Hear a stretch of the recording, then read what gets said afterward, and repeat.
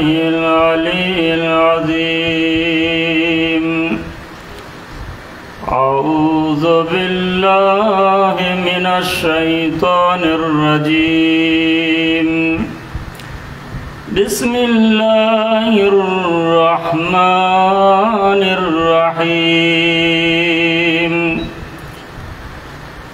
الحمد لله نحمده ونستعينه ونستغفره ونؤمن به ونتوكل عليه ونعوذ بالله من شرور أنفسنا وسيئات أعمالنا الصلاة والسلام على نبي المهذب وتاج الأولياء أفضل الأولين وأشرف الآخرين سيدنا ونبينا بالقاسم محمد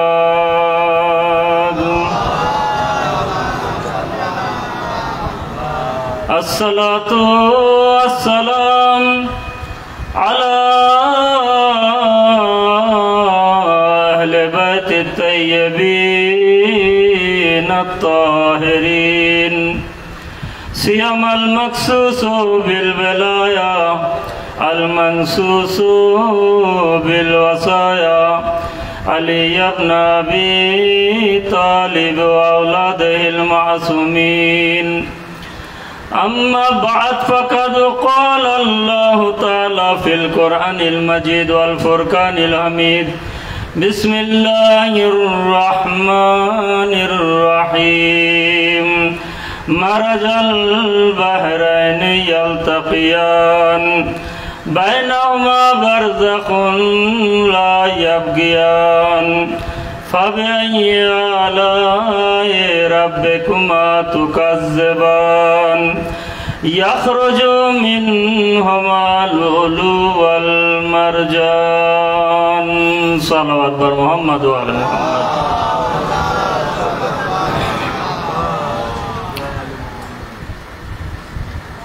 আজাদানানে ইমামে হুসাইন এবং সম্মানীয় ওলামাগণ এনাদের শ্রদ্ধা রেখে ইমামে হুসাইনের আজাদারদের পায়ের ধুলো মাথায় রেখে কোরআনে মাজিদ সূরা রহমানের 19, 20, 21, 22 নম্বর আয়াতের তেলাওয়াত করেছি। আয়াতের সহজ সরল অনুবাদ মফহুম মতলব হচ্ছে এই যে আল্লাহ তাআলা এই পৃথিবীর বুকে দুটি সাগর প্রবাহিত করেছে। যে দুটি সাগরের মাঝখানে আছে বারজাক অর্থাৎ পর্দা, আর তোমরা দুজনা আল্লাহ তাআলার কোন কোন নেয়ামতকে অস্বীকার করবে। দরুদ শরীফ পড়েন বার মুহাম্মদ ওয়া আলে মুহাম্মাদের উপরে। আজানের সম্মানে যেহেতু আজান হচ্ছে, এর মাঝখানে আপনারা 3 বার দরুদ শরীফ আলহামদু সূরা কুলু সূরা এবং দরুদ শরীফ পাঠ করে সমস্ত মুমিন ও মুমিনাত মুসলিম মুসলিমাত যারা মারা গেছে নেই তাদের রূহকে ইসালে সওয়াব করে দেন।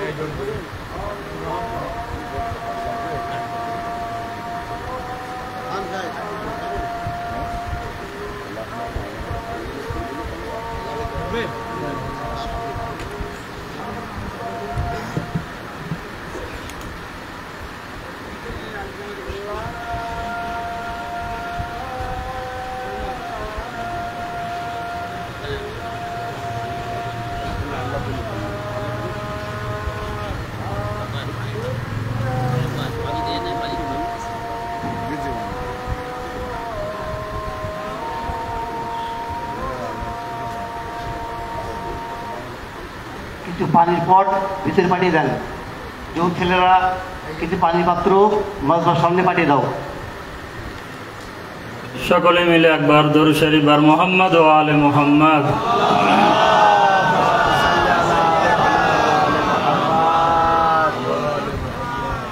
তো আসেন মফহুম মতলব সহজ সরল অনুবাদ আপনাদের সামনে বয়ান করলাম। আয়াতের উপরে সামান্য আলোচনা, অনেক কথা আয়াতের ভিতরে বলার আছে। যত সময় অনুমতি পাবো ইনশাল্লাহ তত সময় পড়ব। কথা হচ্ছে এই যে আল্লাহ তাআলা দুটি সাগর প্রবাহিত করেছে। দ্বিতীয় দুই সাগরের মাঝখানে আল্লাহ বারজাক রেখেছে।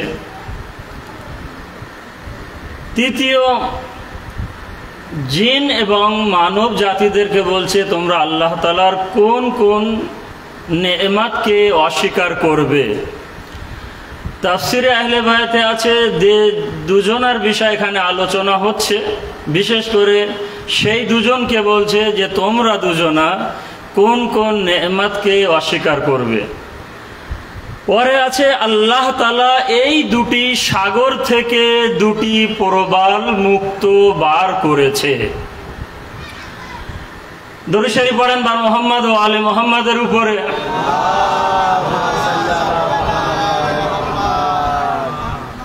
এবারে সামান্য মানে যার উদ্দেশ্যটা বয়ান করে আগে চলে যাব।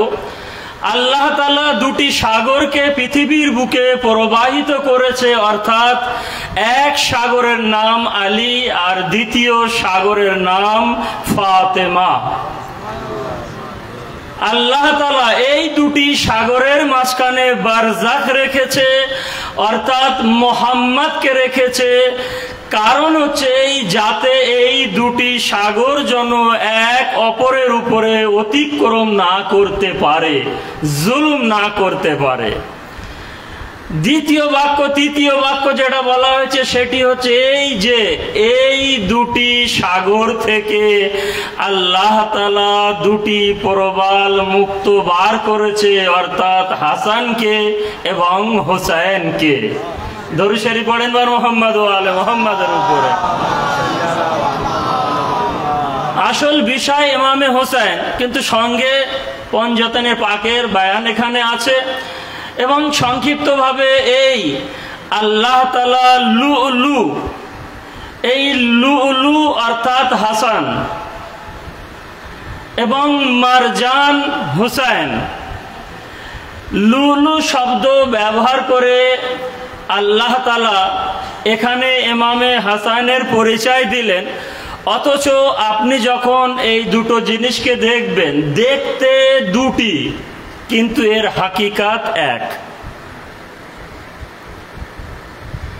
মারজান আল্লাহ তাআলার সৃষ্টি এমনই। লুলুকে যখন আপনি দেখবেন ঝামুকের ভিতর শামুকের ভিতরে একটা হয়, কিন্তু মারজান যখন ইমামে হুসাইনের বিষয় এসেছে মারজান বলেছে। তাফসিরে আহলে বাইতে যখন যাবেন, মারজান অর্থাৎ এক শামুকের ভিতরে পুরো ঝাড় তৈরি হয়, অর্থাৎ জাহিরি দেখবেন গাছের মতন কিন্তু যার আসল পাথর। কেন আল্লাহ এখানে এভাবে বললেন? কারণ হচ্ছে এক শামুকের ভিতরে এক লুলু অর্থাৎ এক হাসানকে দিয়ে এটাই আমাদেরকে বলতে চাচ্ছে আল্লাহ, দেখো হুসাইনের আজাদাররা, হুসাইন নিজেই স্বয়ং ইমাম, কিন্তু হুসাইনের নসল থেকে কোনো ইমাম হবে না। দরুদ শরীফ পড়েন বার মোহাম্মদ ওয়া আলে মোহাম্মদ। হাসান এবং মারজান যখন আল্লাহ ব্যবহার করেছে, এবং আগেও বলেছি তাফসিরে আহলে বাইতে বলা হয়েছে শামুকের ভিতরে একটা হয় না, পুরো ঝাড় তৈরি হয়। অর্থাৎ আল্লাহ আমাদেরকে এটাই বলতে চাচ্ছে, দেখো হুসাইন নিজেই ইমাম, আর হুসাইনের নসল থেকে আরো 9 জন ইমাম সৃষ্টি হবে। দরুদ শরীফ পড়েন মুহাম্মদ ওয়া আলে মুহাম্মাদের উপরে। এবার আসেন, যারা হিসেব কিতাব জানেন তাদের দিকে বলবো, হিসেব করবেন।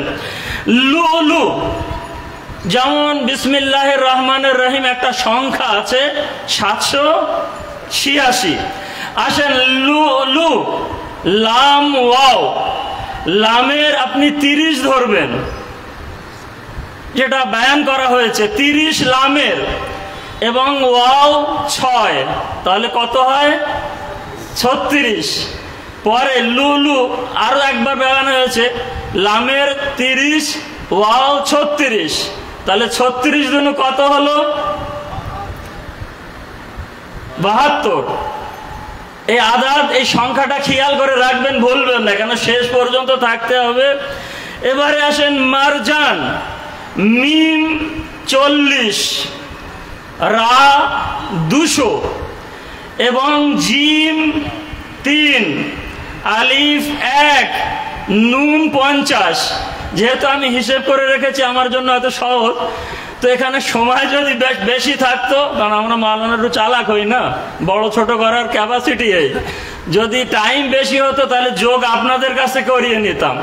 তো যখন এটা আপনি জুড়বেন তখন হবে 294, আর 294 থেকে 72 যদি আপনি মাইনাস করেন থাকবে কত? 222। দরুদ শরীফ পড়েন বার মুহাম্মদ ওয়া আলে মুহাম্মাদের উপরে।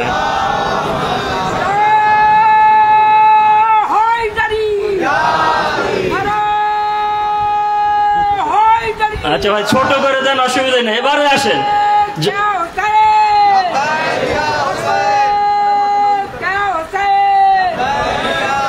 আসেন তাহলে হাসান আর হুসাইনের ভিতরে সংখ্যার পার্থক্য কতটা দাঁড়ালো?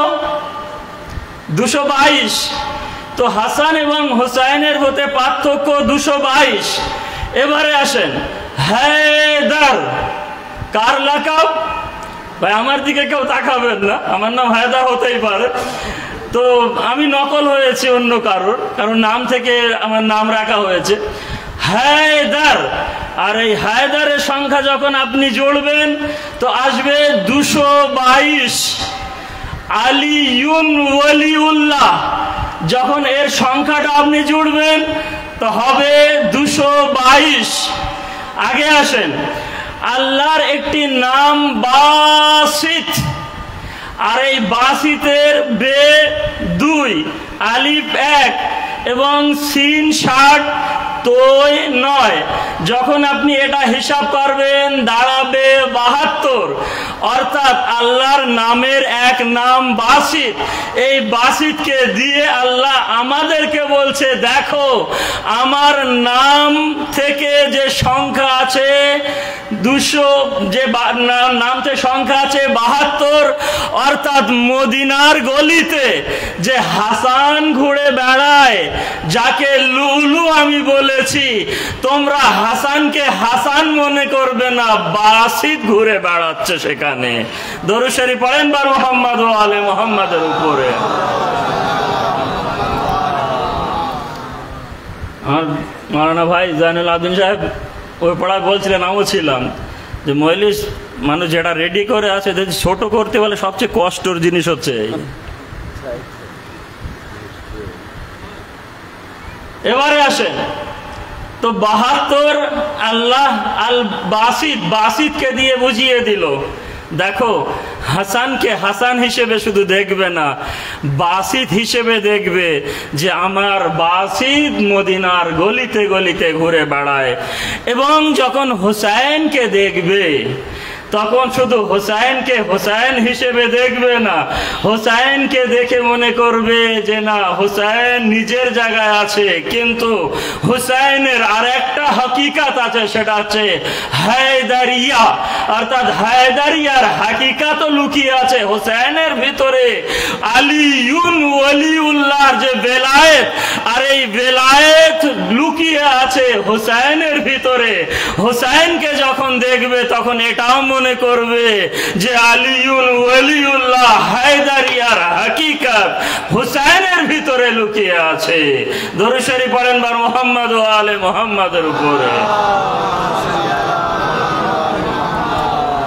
অনেক কিছু, এই কারণেই তো মেম্বারে কুফা আর কুফার মেম্বারে বসে আমাদের মাওলা আলী ইবনে আবি তালিব এই কথা বলেছিলেন যে হিসাবুল খালকে এলাইয়া, হিসাবে খালক, আল্লাহ তাআলার মখলুকের হিসাব আমার জন্য আছে, কিন্তু নেবে হুসাইন। দরুদ শরীফ পড়েন বার মুহাম্মদ ওয়া আলে মুহাম্মাদের উপরে। হিসাব আমার, কিন্তু নেবে কে? হুসাইন। এবার আসেন আগের মজলিস থেকে কিছু জুড়ে, এবং এখানে এই কথা আমি বলতে চাই, কেন হুসাইন হুসাইন করি, কেন আজ পৃথিবী ঘুমিয়ে পড়েছে আর মুসলমানদের গলা কাটা হচ্ছে? কোথায় মুসলমান? এখান থেকে তো বোঝা যাচ্ছে কারবালায় যখন ইয়েজিদি মুসলমান আলাদা হয়েছিল আর হুসাইনি মুসলমান আলাদা হয়েছিল, যারা ইয়েজিদি মুসলমান ছিল তাদের নসল এখনো পর্যন্ত পৃথিবীর বিভিন্ন দেশে আছে, আর তারা নিজেদের পরিচয় দিচ্ছে এভাবেই যে 3 বাদবাখত ব্যক্তি এক জায়গায় বসে আছে, সামনে দিয়ে এক বৃদ্ধা মহিলা চলে যাচ্ছে হাটে লাঠি নিয়ে। এখন 3 জন যুক্তি করছে, আমাদের ভিতরে সবচেয়ে বাদবাখত ইয়েজিদি কে, প্রমাণ দাও। একজন উঠলো, সেই বিরুদ্ধা মহিলার হাত থেকে লাঠি ফেলে দিও, এসে বলল দেখো আমার চেয়ে বাদবাখত আর কেউ আছে পৃথিবীর বুকে? বিরুদ্ধা মহিলা হাতে লাঠি নিয়ে যাচ্ছে, আমি ফেলে দিয়েছি। আরেকজন বললো দেখবি তোর চেয়ে বাদবাখত আমি। তো বললো কিভাবে? বললো দেখ, উঠে যাওয়ার পরে তার হাত থেকে লাঠি যে নিয়ে নিয়েছিল, হাঁটতে পারছিল, ধাক্কা দিয়ে লাথি মেরে ফেলে দিল, ফেলে দিয়ে এসে বললো দেখ আমার চেয়ে বাদবাখত আর কে হবে? তুই লাঠি নিয়েছিলি, আমি ফেলে দিয়েছি, লাঠি মেরেছি। আর একজন উঠলো, ওঠার পরে তাকে মারতে মারতে গলায় ছুরি চালিয়ে মাথা আলাদা করে দিল। আলাদা করার পরে এখানে এসে হাসছে আর বলছে দেখ আমার চেয়ে বাদবাখত আর কে হবে? আমার চেয়ে ইয়েজিদি আর কে হবে? আমার চেয়ে বড় জাহান্নামী আর কে হবে? তো বললো কি করে, তার প্রমাণ দে। বললো দেখ তোরা যে কাজটা করলেছি তোদের মা ছিল, কেউ ছিল? বললো না। তো বললো এতটা তোরা করেছি, কিন্তু আমি যাকে এখন জবাই করে এসেছি আমার মা ছিল।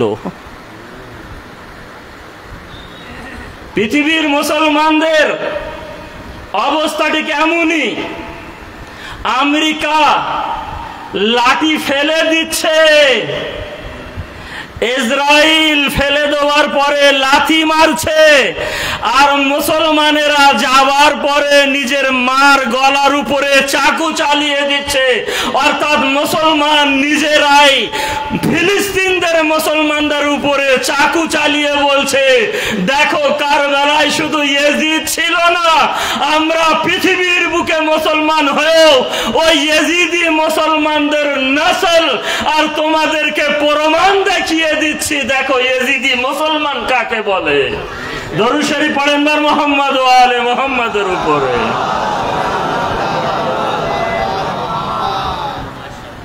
আর হোসাইনি মুসলমানদের পরিচয় আর দেবো কি? এখন ফেসবুক দেখলেই তো আপনি বুঝতে পারবেন। এই হচ্ছে হোসাইনি, এদেরকে বলা হয়। আরো একবার দরুদ শরীফ পড়েন বার মোহাম্মদ ওয়া আলে মোহাম্মদের উপরে। আজ দেখছিলাম, যদি মিডিয়ার খবর সত্যি হয়, যে সেখানে 40 উপলক্ষে আব্বাস আলমদার তোলা হয়েছে। কোথায়? ফিলিস্তিনে। দরুদ শরীফ পড়েন বার মোহাম্মদ ওয়া আলে মোহাম্মদের উপরে। আসেন আমাদের ষষ্ঠম ইমাম ইমামে জাফরে সাদিকের রেওয়ায়েত, আগে বললাম সেই রেওয়ায়েত অন্যভাবে ইমামের কাছ থেকে এসেছে। ইন্নাল হুসাইন, অবশ্যই হুসাইন ইবনে আলী, ইয়াতাওয়াল্লা হিসাবুল খালায়েক, মখলুকদের হিসেব কিতাব হুসাইন ইবনে আলী নেবে। ফির রাজআতে, রাজআতের সময়। এই রাজআতের জন্য তো কমসে কম 1 ঘন্টার প্রয়োজন।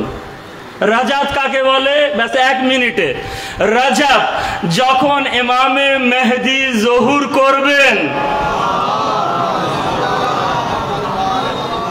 তখন ইমামে হুসাইন সহ সমস্ত ইমাম আসবেন, আর 14টা এক জায়গায় জমা হবেন।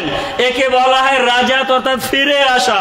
খুব রাজাতের বিষয়ে আলোচনা হয় না আমাদের এখানে, অন্য কোনো সময়। রাজাতে ফিরে আসবেন। এবং যখন এই রেওয়ায়েত আমাদের ষষ্ঠম ইমাম পড়ছিলেন, তো বললেন রাজাতে যখন ফিরে আসবেন, খালায়েক মখলুকদের হিসেব কিতাবের মোতাওয়াল্লি হবে হুসাইন ইবনে আলী। একজনা জিজ্ঞাসা করলেন, মাওলা ক্ষমা করবেন, তাহলে এখানে যদি হিসেব কিতাব হয়ে যায়, কাল কিয়ামতের দিনে হিসেব কিতাব কে করবে? ইমামের মুখ লাল হয়ে গেল, আর বলল, ভাই শোন, ও আম্মাল কিয়ামতে ফাযহাবু ইলাল জান্নাহ আও যিহাবু ইলান নার। কিন্তু কিয়ামতের দিনে হুসাইন বলবে, তুই জাহান্নামে চলে যা, তুই জান্নাতে চলে যা, তুই জাহান্নামে চলে যা, তুই জান্নাতে চলে যা। এভাবেই হুসাইন আমর করবে। দরুদ শরীফ পড়েন বার মোহাম্মদ ওয়া আলে মোহাম্মদের উপরে। ভাই, রিওয়ায়াতের ভিতরে কিন্তু হেসাবুন নাস বলিনি যে মানব জাতিদের, হেসাবুল খালক, আল্লাহর সমস্ত মখলুক। আসেন এই রেওয়ায়েতকে আমি আগের দিকে আরো নিয়ে যাব। যে পয়গম্বর ইসলাম বলেছেন, রেওয়ায়েতের প্রথম অংশটা আপনারা শুনেছেন, আনা ওয়ারিদুকুমুল হাউজ, কাল কিয়ামতের দিনে আমি রাসূল তোমাদেরকে হাউজে কাউসার পর্যন্ত পৌঁছে দেব, এই দায়িত্ব আমার। আগে বললেন, ওয়ান্তা ইয়া আলী আস-সাকি, এই আলী পান করার দায়িত্ব তোমার উপরে। পরে রিওয়ায়াতে আসেন, ওয়াল হাসানুজ যায়েদ, আর হাসানের দায়িত্ব হবে ধাক্কা দিয়ে দিয়ে তাড়িয়ে দেওয়া। এবারে বলেন, পাক পঞ্চতনকে মানবেন কি মানবেন সেটা আপনার ব্যাপার, কিন্তু আমার ব্যাপার যেটা, সেটা হচ্ছে যেখান থেকে এখানে ওয়াল হাসানুজ যায়েদ। আর একটা বাক্যর ব্যাখ্যা আছে, সংক্ষিপ্ত হচ্ছে এই যে ধাক্কা দিয়ে দিয়ে সেখান থেকে দূর করে দেওয়া। ওয়াল হুসাইনুল আমির, আমির অর্থাৎ হুসাইন সেখানে আদেশ করবে, ভাই একে ধাক্কা দাও, একে ধাক্কা দিতে হবে না, তুমি জাহান্নামে যাও, তুমি জান্নাতে যাও। ও আলী ইবনুল হুসাইন আল ফারিদ, ফারিদ আলী ইবনে হুসাইন অর্থাৎ জাইনুল আবেদিন।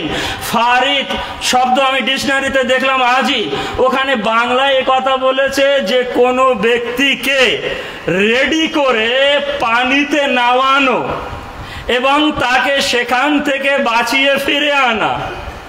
অর্থাৎ জাইনুল আবেদিনের কাজই হবে এটা, যে আল্লাহ তাআলা যাকে জান্নাত ভাগ্য রেখেছে তাদেরকে রেডি করাবে। ওয়া মুহাম্মদ ইবনে আলী আন-নাশির, মুহাম্মদ ইবনে আলীর দায়িত্ব হবে প্রকাশক, যে প্রকাশ করার দায়িত্ব থাকে। ওয়া কামিউল মুনাফিকিন, যারা মুনাফিক হবে তাদেরকে টুকরো টুকরো করা। ওয়া আলী ইবনে মুসা মুজায়্যানু আল মুমিনিনা, মুমিনদেরকে সৌন্দর্য করে তোলা, তাদেরকে সাজানো এই ইমামের দায়িত্ব। এবং মুহাম্মদ ইবনে আলী মুনজিলু আহলিল জান্নাহ ফি দারাজাতিহিম, এবং মুহাম্মদ ইবনে আলী অর্থাৎ মুহাম্মদে বাকির আলাইহিস সালাতু ওয়াস সালামের, ইমামে জাফরে সাদিক আলাইহিস সালাতু ওয়াস সালামের দায়িত্ব থাকবে কি, যে জান্নাতে কার কোন স্থান হবে সেই স্থানে পৌঁছে দেওয়া। এবং আগে আসেন খাতিব ও আহলিল জান্নাহ, খাতিব ও শিয়াতিহি ওয়া মুজাওবিজুহুম আল হুর। এবং আরো একটা দায়িত্ব থাকবে যে খাতিব আহলে জান্নাত জান্নাতে শিয়াদের জন্য ভাষণ রাখবে, এবং কার সঙ্গে কোন হুরের বিবাহ দিতে হবে এই ইমামের দায়িত্ব থাকবে। দরুদ শরীফ পড়েন বার মুহাম্মদ ওয়া আলে মুহাম্মাদের উপরে। এবং আগে আগে এইভাবে আগে আসতে আসতে ইমামে আল হাসান আল আলী, ইমামে হাসান আসকারি আলাইহিস সালাতু ওয়াস সালাম সিরাজ ও আহলিল জান্নাহ, জান্নাতের চিরাগ হবে, বাতি হবে। ইয়াস্তাজিউনা বিহি, যার চিরাগ থেকে আলো থেকে জান্নাতবাসীরা আলোকিত হবে, নূর নেবে। ওয়াল হাদি আল মেহদি শাফিয়াতুহুম, এবং হাদি ও মেহদি হবে শেফাতকারী। দরুদ শরীফ পড়েন বার মুহাম্মদ ওয়া আলে মুহাম্মাদের উপরে। ভাই কোনো না কোনো গুণ, যে গুণগুণ আমি খুব তাড়াতাড়ি আগে নিয়ে গিয়েছি, কোনো না কোনো গুণের ভিতরে আপনি ছোটকে দেখবেন যে বড়র রূপ ধারণ করেছে। অনেক সময় হয় না, যেটা হয়তো আমাদের আকীদা না, কিন্তু আমাদের আকীদার ভিতরে অন্য সাইড থেকে প্রবেশ করানোর চেষ্টা করে যে ও শিয়া, ও এরা যারা আলীকে রসুলের চেয়ে বড় মনে করে। লানাত হোক এই মুসলমানের উপরে, আল্লাহর অভিশাপ হোক এই মুসলমানের উপরে। আকীদা দেখো, আগে বোঝো। তো যে রেওয়ায়েতটা আমি পড়লাম, যার ব্যাখ্যার সময় নেই, এর ভিতরে হয়তো দেখেছেন যে কিছু না কিছু গুণে ছোটগুলো বড় হয়েছে। এতে আশ্চর্য হবেন না। কেননা অনেক সময় মানসাব, মাকাম, স্থানের তাকাজা এটা, যে ছোটদের কিছু গুণ এমন হয় যে বড়দের চেয়ে বড় হয়। যেমন আমি ইশারা করব, নিশ্চয় আমাদের আকীদা রসুল আল্লাহর পরে তারপরে আলী, কিন্তু এই গুণে মোহাম্মদকে আল্লাহ বাধ্য করেছে, মোহাম্মদ খায়বারকে ফাতা করতে পারবে না। না দে আলিয়ান, মোহাম্মদ বড় নিজের জায়গায় আছো, কিন্তু এই ক্ষেত্রে যেহেতু আমি তোমাকে দিয়েছি আলীকে সাহায্যকারী হিসেবে, আলীকে তোমাকে ডাকতেই হবে। না দে আলিয়ান বলে আলীকে ডাকো। দরুদ শরীফ পড়েন বার মুহাম্মদ ওয়া আলে মুহাম্মাদের উপরে। এই কারণেই তো দেখা গেছে হাসান আলাইহিস সালাতু ওয়াস সালাম মসজিদে যখন খুতবা দিতেন, যখন ইমামাতের দায়িত্ব ইমামে হাসানের উপরে ছিলেন, তো ইমামে হাসান যখন খুতবা দিতেন আর সামনে দিয়ে ইমামে হুসাইন যখন হেঁটে চলে আসতো, তো সমস্ত মাজমার সামনে ইমামে হাসান দাঁড়িয়ে যেতেন সম্মানে। আর যখন মাজমা থেকে ইমামে হুসাইন চলে যেতেন, তখন যারা জিজ্ঞাসা করতো, মাওলা হাসান আপনি তো ইমাম, ইমামাতের দায়িত্ব আপনার উপরে, কিন্তু হুসাইন যখন আসলো ছোট আপনার চেয়ে, কিন্তু আপনি দাঁড়িয়ে গেলেন। ইমামে হাসান বলতেন শুধু একটাই জুমলা, আনা উজিল্লহু কা হায়াতে আমিরুল মুমিনিন। এবার ওই নম্বর মনে আছে? আলিউন ওয়ালিউল্লাহ এবং হায়দারিয়া, হায়দার 222-এর পার্থক্য যে বলেছিলাম। ইমামে হাসান বললেন তোমরা শুধু জাহিরি ভাবে হাসানকে দেখছো, কিন্তু জাহিরি ভাবে আমি হাসানকেও দেখছি এবং বাতিনি ভাবে আমি হাসানের ভিতরে আলীর জালালাত, আলীর হায়বাতকে আমি দেখছি। এই কারণে আলীর হায়বাতকে যখন দেখছি তখন মনে করি হাসান আর আমার চেয়ে ছোট না, আমার চেয়ে বড়। তাই হুসাইনের সম্মানের জন্য আমি দাঁড়িয়ে যাই। দরুদ শরীফ পড়েন বার মুহাম্মদ ও আলে মুহাম্মাদের উপরে। আসেন আগের দিকে নিয়ে যাই। ওই সময় যখন শুধু আল্লাহ ছিল আর কেউ ছিল না, আর আল্লাহর পরে এক হাকিকাতকে আল্লাহ সৃষ্টি করলো, আর সেই হাকিকাতের নাম হচ্ছে নূরে মুহাম্মাদি। হয়তো ভাবছেন না 14 জন, আমি বলছি না, এক হাকিকাত। কি করে বোঝাবো? এই শরীর আমার, এই শরীরে আমার হাত আছে, এই হাতে 5টা আঙুল আছে। 5টা আঙুলকে একবার গুনবেন, 5টা আঙুলের ভাঁজ কটা? 3টে। 3টে আঙুলের ভাঁজ, 5টা আঙুলের ভাঁজ যখন আপনি গুনবেন, 3 আর 3 6 আর 3 9 আর 3 12 আর 2 ভাই একটু সঙ্গে দেন, 14। তো 14 কাকে ইশারা করছে? 14 এক হাকিকাত, এক হয়দার। এক হয়দারের ভাগ হয়েছে হাত, হাত থেকে আঙুল, আঙুল থেকে যখন আপনি ভাঁজে চলে যাবেন 14। তো এক হাকিকাত থেকে আল্লাহ 14কে বানিয়েছে। দরুদ শরীফ পড়েন বার মুহাম্মদ ও আলে মুহাম্মাদের উপরে।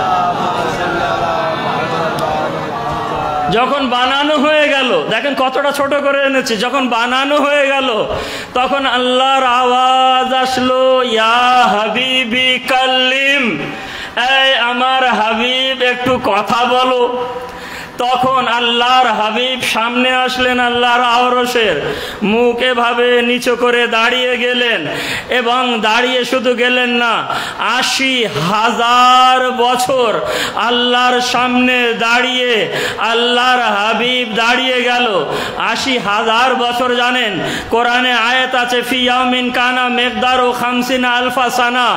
ওখানকার একদিন এখানকার 50,000 বছর। তো এখানকার 50,000 আর ওখানকার একদিন, এবারে হিসেব করবেন, ক্যালকুলেটর ফেল হয়ে যাবে। 50-80,000 বছর দাঁড়িয়ে গেলেন আল্লাহর রসুল, এবং দাঁড়ানোর পরে সরে গেলেন। তখন আল্লাহর আওয়াজ আসলো, এ আমার ওলি, এবারে কাল্লিম ইয়া ওলি, আমার ওলি, এবারে তুমি একটু আমার সামনে কথা বলো। তখন আলী দেখলেন পৃথিবীর বুকে যাওয়ার পরে আমাকে বলতে হবে, আনা আব্দুম মিন আবিদে মুহাম্মদ, আমি আল্লাহর হাবিব মোহাম্মদের বান্দাদের ভিতর থেকে একজন বান্দা। তো আমি এখন দাঁড়িয়ে গেছি, তো আমি যদি দাঁড়িয়ে যাই তাহলে আল্লাহর হাবিবের মোকাবেলায় আমি দাঁড়িয়ে যাব কেন? সে দাঁড়িয়েছিল আর আমিও দাঁড়িয়ে থাকবো, অসম্ভব। তখন আল্লাহর ওলি আলী দাঁড়ালো না, রুকুতে চলে গেলেন এবং 79,000 বছর রুকুতে থাকলেন। যখন রুকু করে সরে গেলেন তখন আওয়াজ আসলো, আয় আমার হাসান, এবারে তুমি কাল্লিম, তুমি একটু কথা বলো। ইমামে হাসান আসলেন, দেখলেন আমার নানা দাঁড়িয়েছিল, যদি আমি দাঁড়াই তাহলে নানার মোকাবেলা হয়ে যাবে। আমার বাবা রুকুতে ছিল, যদি আমি রুকুতে যাই তাহলে মোকাবেলা হয়ে যাবে। এই কারণে ইমামে হাসান কি করলাম, কি করলো, যেভাবে আমরা নামাজ 2 জানুর উপরে বসি এভাবেই পড়লেন, এবং 78,000 বছর আল্লাহ তাআলার সামনে ওভাবে হাসান বসেছিলেন। এবারে যখন হাসান চলে গেলেন, হোসাইনকে বললেন, এ আমার হোসাইন, এবারে তুমি একটু আমার সামনে এসো, কাল্লিম, কথা বলো। তো সর্বপ্রথম কিন্তু কথা বলেছে, কি বলেছে আমি পরে বলছি। ইমামে হোসাইন আসলেন, দেখলেন নানা দাঁড়িয়ে ছিল, বাবা রুকুতে ছিল, ভাই বসে ছিল। আমি যদি বসে থাকি তাহলে মোকাবেলা হয়ে যাবে। ইমামে হুসাইন নিজের এই কপাল আল্লাহ তাআলার আরশের সামনে রাখলেন এবং আরো 1 বছর কম অর্থাৎ ৭৭,০০০ বছর ইমামে হুসাইন সেজদায় পড়ে রইলেন। যখন পড়ে রইল এবং সরে গেল, এভাবে ইমামদের বিভিন্ন বাক্য আছে। দরুদ শরীফ পড়েন বার মুহাম্মদ ওয়া আলে মুহাম্মাদের উপরে। আওয়াজ আসলো, হাবিব যখন পৃথিবীর বুকে যাবে এভাবেই নামাজ আদায় করবে। আরে মুসলমান, দরুদ শরীফ পড়েন বার মুহাম্মদ ওয়া আলে মুহাম্মাদের উপরে। ভাই মুসলমান, তোমার হাতে এগুলো আসতো যদি তোমার পূর্বপুরুষেরা অর্থাৎ হযরতে ওমর রাদিয়াল্লাহু তাআলা আনহু 100 বছর রিওয়ায়াত লেখা বন্ধ না করত। 100 বছর যদি হযরত ওমর রাদিয়াল্লাহু তাআলা আনহু এই রিওয়ায়াত লেখা বন্ধ না করত, এগুলো হয়তো তোমার হাতে আসতো। কিন্তু দুর্ভাগ্য যে বন্ধ করেছিল 100 বছর হাদিস লেখা, তার কারণ তো আজ মুসলমানেরা এই রাস্তায় চলে গেছে। দরুদ শরীফ পড়েন বার মুহাম্মদ ওয়া আলে মুহাম্মাদের উপরে। রসুলের প্রথম বাক্য যে রসুল আল্লাহর সামনে বলেছিলেন ৮০,০০০ বছর, সুবহানাল্লাহ। ভাই সবাই আমার সঙ্গে বলেন একবার সুবহানাল্লাহ। ভাই পিছন থেকে আওয়াজ কম এসেছে, পিছনের দিকে একটু খেয়াল আমাদের কম যায়। সকলেই বলেন সুবহানাল্লাহ। এর অনেক সওয়াব আপনার নামায় আমলে চলে গেছে, পাকামো না এটা। ৮০,০০০ বছর পয়গম্বর ইসলাম প্রথম বাক্য বলেছিলেন। এবং আলী কি বলেছিলেন? আলী যখন রুকুতে গেলেন তখন আলী প্রথম বাক্য বলেছিলেন আলহামদুলিল্লাহ। সকলে একবার বলেন আলহামদুলিল্লাহ। দেখেন, এবার আগে আসেন, যখন হাসান 2 জানুতে বসে পড়েছিলেন তখন হাসান বলেছিলেন লা ইলাহা ইল্লাল্লাহ। মাশাআল্লাহ, এবার তার আমাকে বলতে হয়নি, এভাবে বলবেন। এবং যখন হুসাইন সেজদায় গিয়েছিলেন, দেখেন কতটা মর্ম আছে, অনেক মর্মের ভিতরে একটা আপনাদের ইনশাআল্লাহ বয়ান করব। হুসাইন যখন সেজদায় পড়লেন আর প্রথম বাক্য হুসাইনের মুখ থেকে বার হয়েছিল আল্লাহু আকবার। এই বাক্য ইমামে হুসাইন বলেছিলেন। খুব যখন এই বাক্য বলেছিলেন, জানেন এই বাক্যর ভিতরে অনেক রহস্য দেখেন। একটা রসুল প্রথম বাক্য বলেছিলেন সুবহানাল্লাহ, প্রশংসা আগে, আল্লাহর নাম পরে। যদি ভালো লাগে তো একবার তাকবীর দেবেন ভাই, এখন না, এখন পরে। রসুল প্রথম বাক্য বলেছিল সুবহানাল্লাহ, প্রথম তাসবিহ আল্লাহর নাম পরে। হযরতে আলী কি বলেছিলেন? আলহামদুলিল্লাহ, প্রথম হামদ সানাহ আল্লাহর নাম পরে। ইমামে হাসান কি বলেছিলেন? লা ইলাহা ইল্লাল্লাহ, আল্লাহর প্রশংসা আগে, আল্লাহর নাম পরে। কিন্তু হুসাইন সেজদায় যাওয়ার পরে প্রথম আল্লাহর নাম নিল আর পরে বলল আকবার। রহস্য এখনো না, এবার পরে দেবেন। রহস্য দেখেন, এবার আল্লাহর আওয়াজ আসলো হাবিবি, এ আমার হাবিব মোহাম্মদ। আরে আমার তো শরীর টরিল নেই। হয়তো পরে বার বলেন মাওলানা শরীর টরিল কেন বললেন? এখন আমাদের ভাষা আর কি, আমার শরীর তো নেই। আমার হাবিব, তুমি আমার ওকিল হয়ে একটু আমার হুসাইনকে চুম্বন নিয়ে নাও। আল্লাহর হাবিব আওয়াজ দিয়ে বললেন, মাবুদ কেন? বলল, দেখলে না তুমি যখন আমার প্রশংসা করলে, প্রথম বাক্য বললে, পরে আমার নাম নিয়েছো, আমার ওলি আলী পরে আল্লাহর নাম নিয়েছে, এবং তারপরে হাসান আমার নাম পরে নিয়েছে, কিন্তু আরে হুসাইন যখন সেজদায় গিয়েছে আগে আমার নাম নিয়েছে, তারপরে আমার প্রশংসা করেছে। দরুদ শরীফ পড়েন বার মুহাম্মদ ওয়া আলে মুহাম্মাদের উপরে।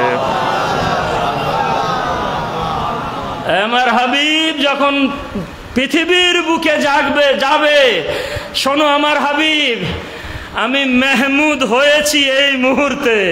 কেন? তোমরা প্র্যাকটিক্যাল ভাবে এভাবে আমার সামনে তসবিহ পড়ে আমাকে মেহমুদ বানিয়েছো, এবং আমার হাবিব আমার হোসাইনের আদা, আমার হোসাইন যে সেজদা করে আমার সামনে ইবাদতকে দেখিয়েছে, এত ভালো লেগেছে, এত ভালো লেগেছে।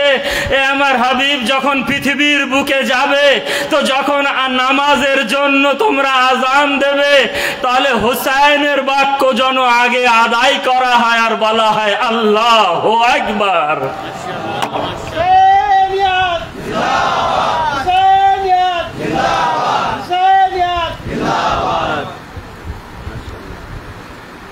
আমার হাবিব যখন নামাজে প্রথম সূরা পাঠ করবে, তখন আমার ওলি আলী তার এই বাক্য যেন প্রথম আসে আলহামদুলিল্লাহ রাব্বিল আলামিন।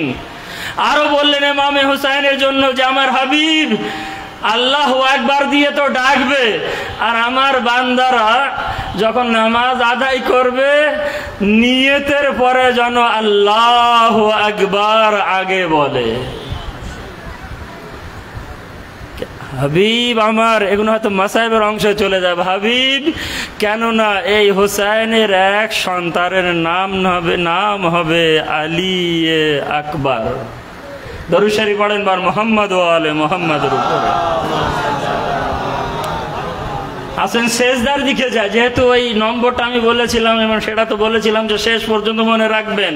সেজদায় যখন ইমামে হুসাইন গেলেন, সিন থেকে আপনি 60 নেবেন, এবং জিম থেকে 4, দাল থেকে 3 এবং হা থেকে 5।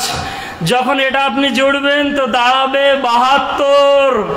ইমামে হুসাইন ওই সময় সেজদা করে জানিয়েছে, মাবুদ যদি সেজদায় গলা দিতে হয় তাহলে এই 72কে নিয়েই দেবে। দরুদ শরীফ পড়েন বার মুহাম্মদ ওয়া আলে মুহাম্মাদের উপরে। আরো একবার ধরে দরুদ শরীফ পড়েন বার মুহাম্মদ ওয়া আলে মুহাম্মাদের উপরে।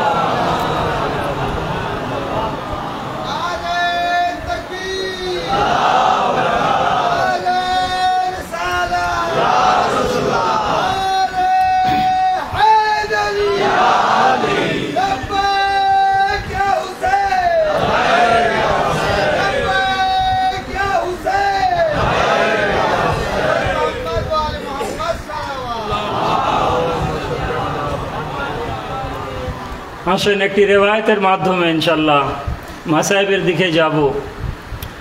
রেওয়ায়ত হচ্ছে এই, ভাই হয়তো কম বেশি শোনা আছে, সেটি হচ্ছে এই সাম আল হুসাইন। হুসাইন একদিন রোজা রাখলেন।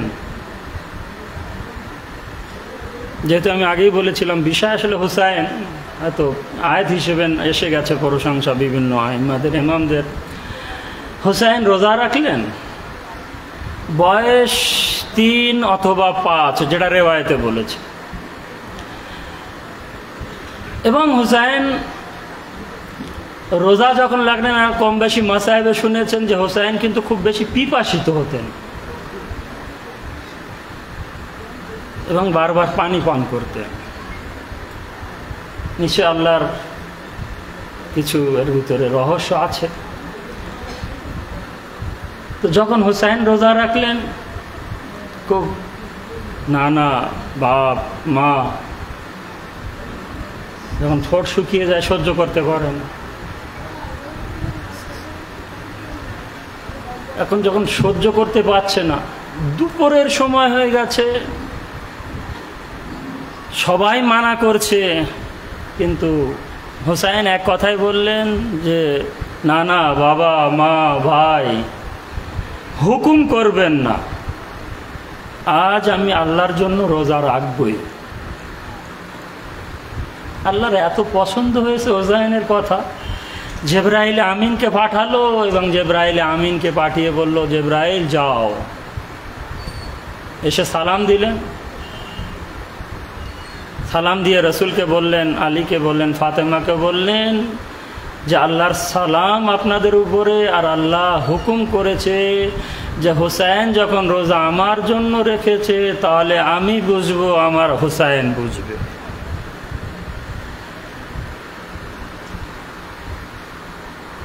আমার হাবিব, আল্লাহর হাবিব, আল্লাহ 90,000 ফেরেশতাকে পাঠিয়েছে সূর্যের দিকে, যাও ডুবতে ডুবতে যে সূর্যকে তুলে আনো উপরের দিকে, যে সূর্য ছিল সেই সূর্যকে ডুবিয়ে দাও। দুপুরের সময় রাত হয়ে গেল, ইফতারি করলেন, ইফতারের সমস্ত ব্যবস্থা হয়ে গেছে, সবাই বসে আছেন। হোসেন তোমার জন্য তো সমস্ত ব্যবস্থা, ইফতারি করে নাও। কামাল হোসেন, হোসেন দাঁড়িয়ে গেল, না না ইফতারি তো পরে হবে, রোজা রেখেছি, তার হাদিয়া কোথায়, গিফট কোথায়, উপহার কোথায়? রসুল বললেন যে আল্লাহ তাআলা আমাকে হাউজে কাউসার দান করেছে, আমি তোমাকে দিয়ে দিলাম। হোসেন সুখবর হচ্ছে আপনাদের জন্য, রেওয়ায়েত আমি পুরো পড়ছি না, তার মফহুম হচ্ছে এই, হোসেন তোমার জন্য, তোমার আওলাদদের জন্য, তোমার সাহাবীদের জন্য, হোসেন তোমার আজাদারদের জন্য আমি হাউজে কাউসার দান করে দিয়েছি। আলীকে বললেন, আলী বাবা আপনার উপহার কোথায়? নানার কাছ থেকে নিয়ে এসেছি। আলী বললেন, আল্লাহ তাআলা আমাকে বেলায়েতের হক দিয়েছে, আমি তোমাকে দান করে দিলাম। খুবই সংক্ষিপ্ত হচ্ছে, যেহেতু মোসাইবের দিকে যাব। আম্মা হাদিয়া কোথায়? রোজা রেখেছি। মা বললেন, হোসেন যখন এরা দিয়ে দিয়েছে, আল্লাহ তাআলা মিন শব্দ ব্যবহার করেছে, অর্থাৎ দেনমোহরের ভিতরে একটি দেনমোহর আল্লাহ তাআলা আমাকে পানি আর নুন দিয়েছে।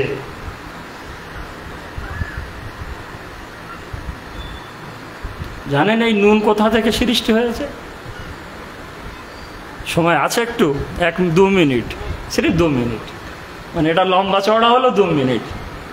হযরতে ইব্রাহিমকে যখন দেখানো হয়েছিল, পর্দা সরিয়ে গিয়েছিল, সব দেখানো হয়েছিল, আয়াতও আছে।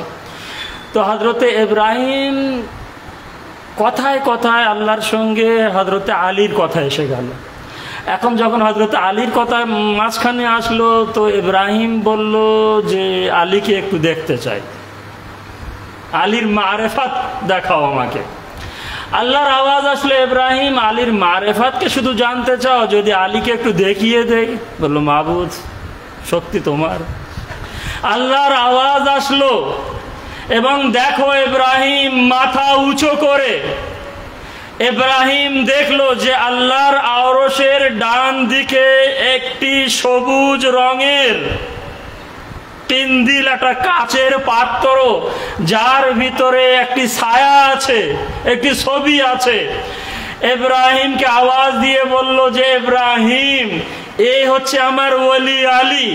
ইব্রাহিম আওয়াজ আসলো, চিনলাম আপনার ওলি আলীকে, কিন্তু মাবুদ এই যে চারিদিকে কোটি কোটি রূহ তাওয়াফ করছে এই চেরাগ, এই কিন্দিল কাচের পাত্রর, এরা এরা কারা? আল্লাহর আওয়াজ আসলো, ইব্রাহিম খলিল আমার, এরা হচ্ছে আলীর শিয়ারা, যারা আলীর তসবিরকে তাওয়াফ করছে। তখন ইব্রাহিম দুআ চেয়েছিল, মাবুদ এই আলীর শিয়াদের ভিতর থেকে আমাকে যোগ দাও।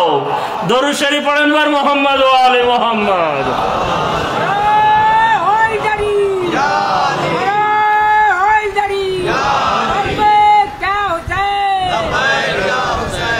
আলীর শিয়াদের ভিতরে আমাকেও গণনা করা হয়। কোরআনে এই বিষয় পেয়েও যাবেন আপনি যে হযরত ইব্রাহিম শিয়া ছিলেন। শিয়া ভাই, ইব্রাহিম কিন্তু সুন্নি ছিলেন না, ভুল বুঝবেন না। ইব্রাহিম শিয়া ছিলেন। খুব যারা প্রমাণ যদি নিতে হয় তো অবশ্যই আছে, ইব্রাহিম শিয়া ছিলেন, ব্যাস।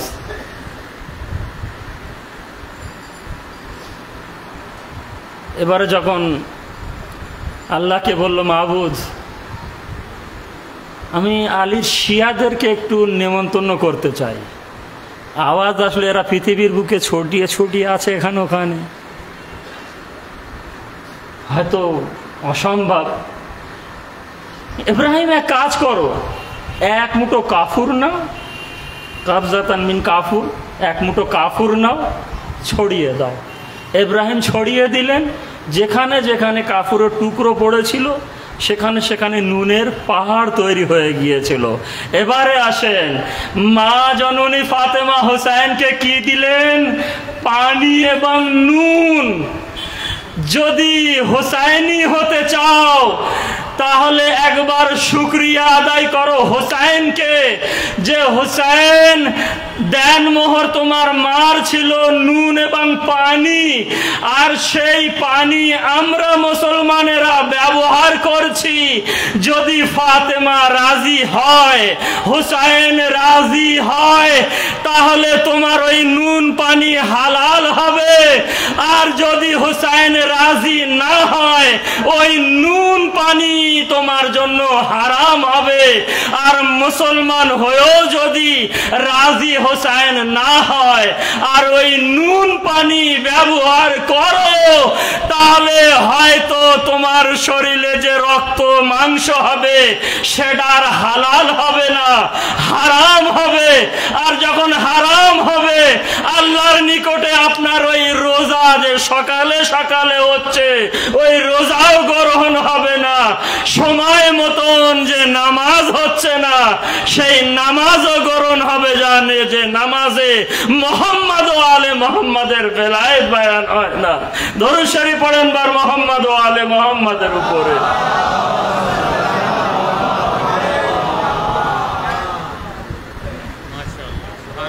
আসেন,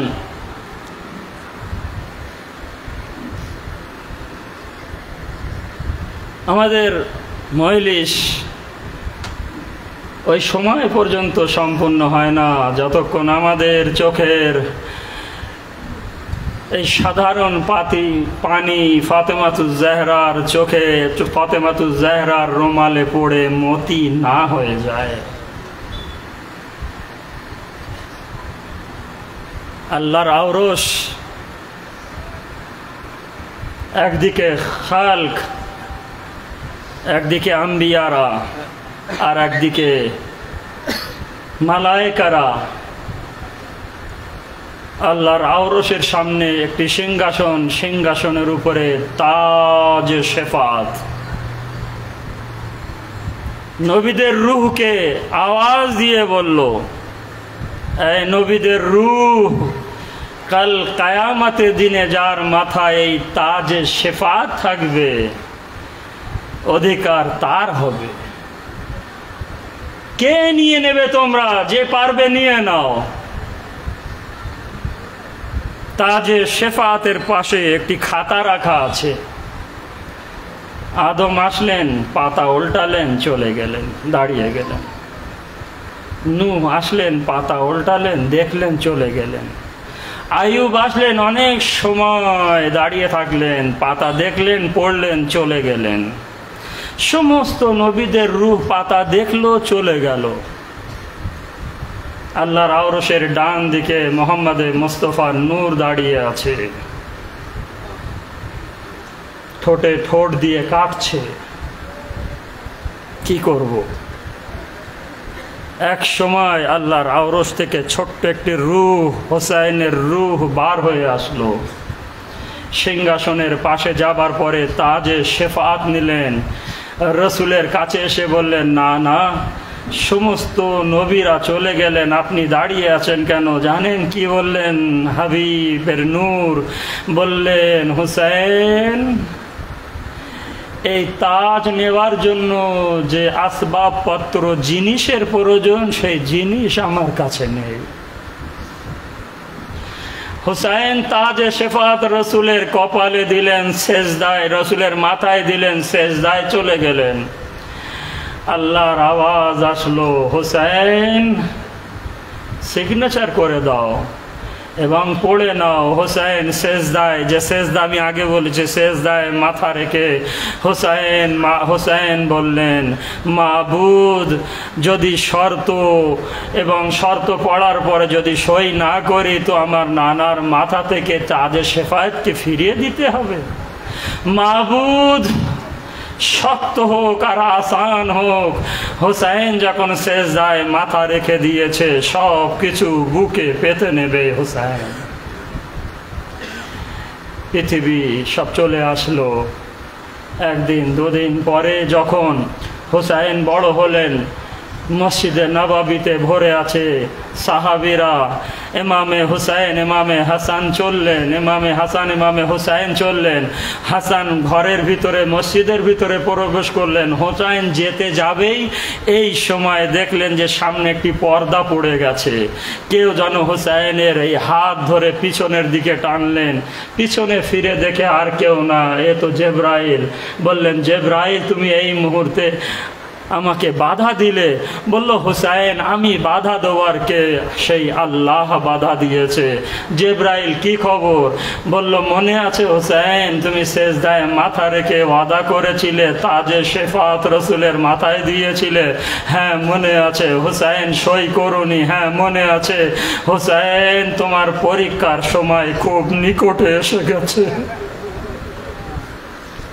হ্যাঁ, খুব কাঁদবেন, একটু রেডি হয়ে নেন। দেখেন, এছাড়া নেজাতের রাস্তা নেই, কিন্তু নেজাতের রাস্তা এর চেয়ে নেই। হ্যাঁ, জিবরাইল মনে আছে। আল্লাহ তাআলা পাঠিয়েছে, আরো একবার এই খাতাকে পড়ে সই করে দাও। জিবরাইল আমিনের সামনে পাতা উল্টানেন। হ্যাঁ, 18 বছরের আলী আকবরের কলেজা দিতে হবে, সই করে দিলেন। হ্যাঁ, 13 বছরের ভাই মুআজ্জম কাসিমের টুকরো টুকরো হতে হবে, হুসাইন সই করে দিলেন। একটা হ্যাঁ লেখা আছে, 6 মাস বাচ্চা আলী আসগরের গলায় তীর নিতে হবে। হুসাইন সই করতে করতে যখন এক পৃষ্ঠায় পৌঁছে গেল, হুসাইনের মতন সাহাবীর দাঁড়িয়ে গেলেন। একবার জিবরাইলের দিকে দেখলেন, একবার খাতার দিকে দেখলেন। জিবরাইলের দিকে দেখে সই করছে, কাঁদছে। সই করে জিবরাইল খাতা নিয়ে চলে গেলেন। হুসাইন মসজিদের ভিতরে না যেয়ে কাঁদতে কাঁদতে মদিনার বাইরে চলে গেলেন। মদিনার বাইরে যাওয়ার পরে ভাই আর খুব বেশি হবে না, মদিনার বাইরে চলে গেলেন। একটি দিওয়ার যেটা ভেঙে যাচ্ছে, পাথর দিয়ে বানানো, সেখানে দাঁড়িয়ে দাঁড়িয়ে কাঁদছে।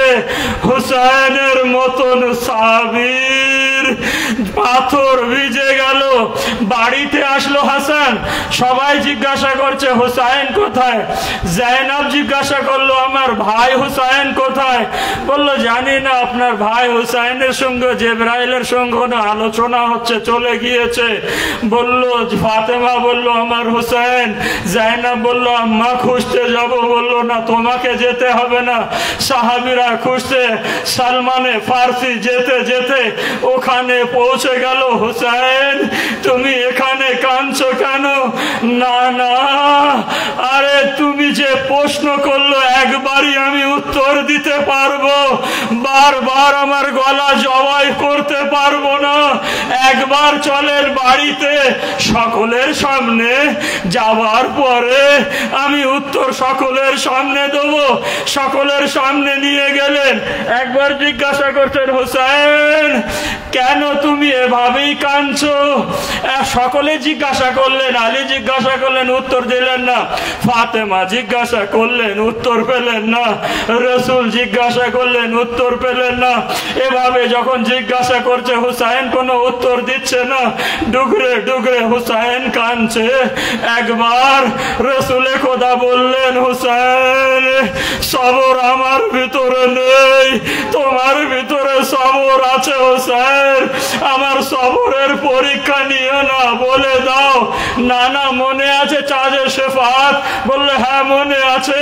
বললে আজ জিবরাইল আমিন সেই খাতা নিয়ে এসেছিল, সই তো আমি করছিলাম, কিন্তু এক পৃষ্ঠায় পৌঁছে যাওয়ার পরে আমি দেখলাম এর আগের গুলো আমার সঙ্গে সম্পর্ক, কিন্তু এখন যেটা আমি সই করেছি এর সম্পর্ক আমার সঙ্গে না।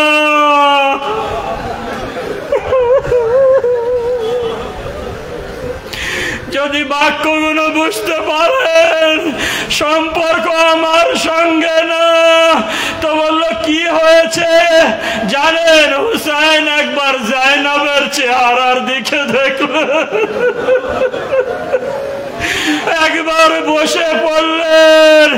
রেওয়ায়েতে কয়েকবার বলেছে এমন হলো, একবার জাইনাব বুঝতে পেরেছে, দৌড়ে এসে হুসাইনের গলা ধরলেন।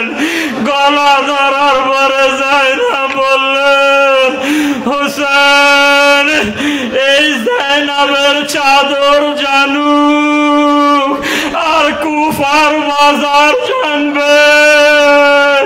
ভাই হুসেন এই চাদর জানু শামের বাজার জানবে। ইমামে মোহাম্মদে বাকির ইমামে মোহাম্মদে বাকির জিজ্ঞাসা করলেন, বাবা আপনি তো সব সময় কাঁদেন, আপনার চোখ থেকে অশ্রুর জায়গায় রক্ত ঝরে, বাবা আমিও তো আপনার সঙ্গে ছিলাম, আপনি কি এমন নিয়ে ভালো ফিরে এসেছেন? সব কিছু তো লুটে গেছে, একবার তাহলে আপনি কেন এত কাঁদেন?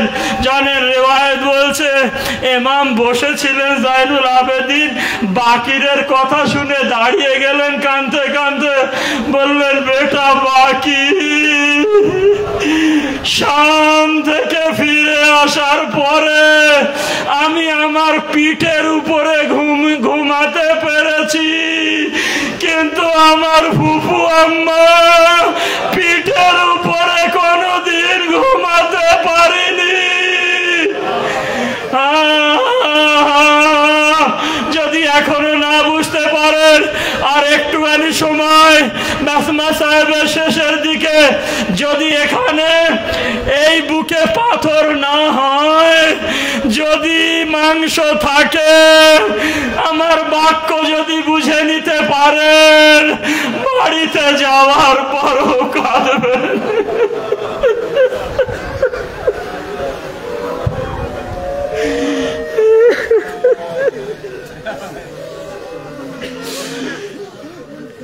ইমামে জাইনুল আবেদিন যখন এমন বললেন, হয়তো এখনো বুঝতে পারেননি। উম্মে লোকমান হযরতে মুসলিম আলাইহিস সালাতু ওয়াস সালামের বোন জিজ্ঞাসা করলেন বিবি জাইনাবকে একদিন, বিবি বিবি আপনার সব জায়গায় জখমি হয়ে গেছে, কিন্তু আপনার এই চেহারা, আপনার সব জায়গা অনেক ভালো আছে, কিন্তু এই চেহারা জখমি কেন হয়েছে বেশি? জানেন বিবি জাইনাব কি বলেছিলেন? বিবি জাইনাব বলেছিলেন, উম্মে লোকমান আগে আমার প্রশ্নের উত্তর দে, একবার বললেন বিবি উম্মে লোকমান, আমার প্রশ্ন হচ্ছে এই, যদি উপর থেকে কেউ পাথর মারে গরম পানি ফেলে তাহলে কোথায় লাগবে? তা বলল চেহারায়। চেহারায় লাগবে। যখন চেহারায় লাগার কথা বলল উকমে লোকমানকে বলল যায় না বললেন উকমে লোকমান এবারে বল, যদি পাথর মারে আর সেই পাথরকে যদি বাঁচাতে চায় তাহলে কি করে বাঁচাবে? একবার উম্মে লোকমান বললেন বিবি কেন, নিজের 2 হাত দিয়ে চেহারা ঢেকে দেবে। যে এই কথা বললেন জয়নব বললেন উম্মে লোকমান, যার হাত এভাবে বাঁধা ছিল সে কিভাবে নিজের চেহারা ঢাকবে? বিবি জিজ্ঞাসা করলেন উকমে লোকমান শেষ কথা আলম তাবুত নিয়ে রেডি হয়ে থাকবেন। একবার যখন উম্মে লোকমানকে এভাবে বলল উম্মে লোকমান বললেন বিবি তাহলে আপনি রাত্রে পিঠের উপরে কেন ঘুমাতে পারেন না? শেষ কথা কাঁদতে কাঁদতে উঠবেন। বিবি আপনি পিঠের উপরে কেন ঘুমাতে পারেন না? উবুড় হয়ে কেন ঘুমান?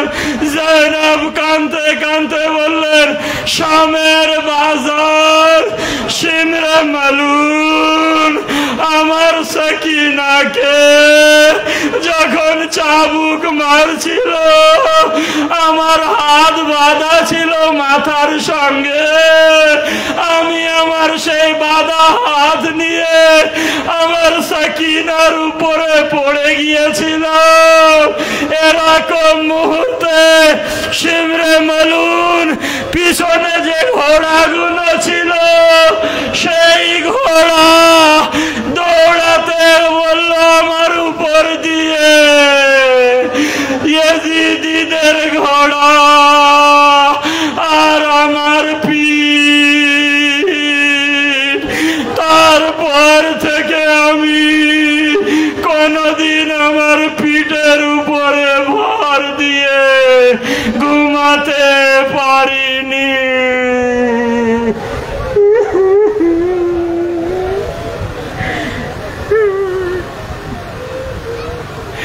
ইন্না লিল্লাহি ওয়া ইন্না ইলাইহি রাজিউন।